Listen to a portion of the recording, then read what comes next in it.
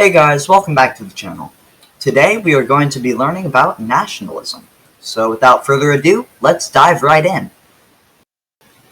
Nationalism is a relatively new idea that really came about when countries began to form. It has been the cause of many wars and large conflicts such as World War I and World War II. I think this video will interest you, so let's get into the facts. Nationalism is the extreme pride for one's country and its national identity. To understand nationalism, one must understand the characteristics of a nation and state.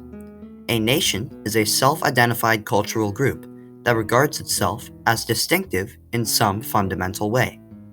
A few common bases of national identity are religion, ethnicity, and language.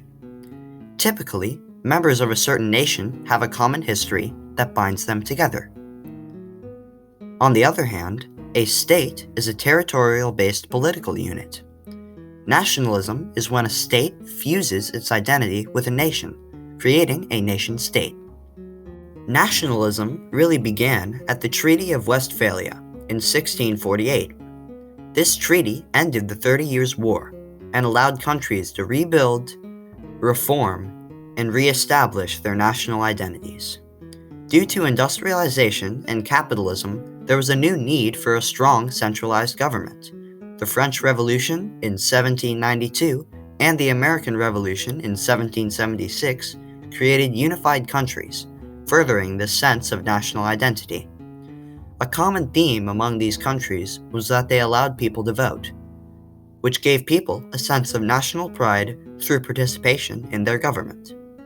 Although some people weren't allowed to vote for a long time, many women, minorities, and immigrants still developed pride for their nation because of these revolutionary ideas of how to elect people to govern.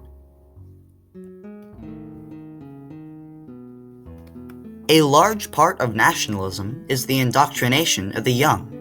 Many countries utilize different perspectives on certain conflicts throughout the education process so they can implant their developing children with certain views.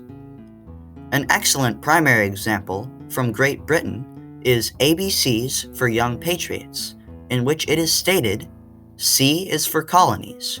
Rightly we boast that of all the great nations, Great Britain has the most. Examples of efforts to influence children at an impressionable age are common throughout Europe and the Americas during the age of nationalism, and they continue to today.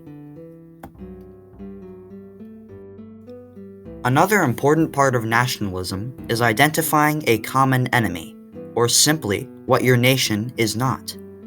Examples of this include France rallying their populace against the Prussians and their German allies during the Franco-Prussian War. And more impressively, the Germans uniting their population during World War I and World War II against almost the rest of the world. Nationalism can also be aroused rallying around a certain inspirational figure or person.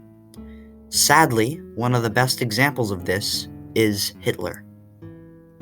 Hitler, using his persuasive speaking techniques and his message of regaining German territory and power, and his ability to clearly define who the enemies of Germany were, was able to unite his population against the rest of Europe.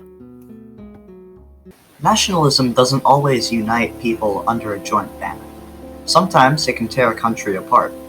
Oppressed minorities in the Ottoman Empire began to rebel and fight for their independence in the early 20th century.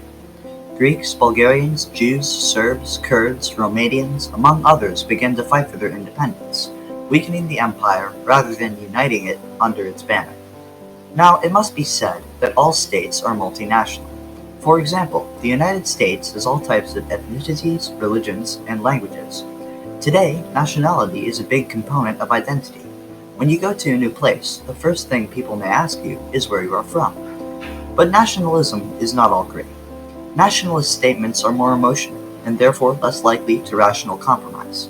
Nationalism can provide an excuse for genocide and conflict. Nationalism is the base of many wars. People feel like they are better than one another because they are of a certain nationality. In all this, it is important to remember that we are all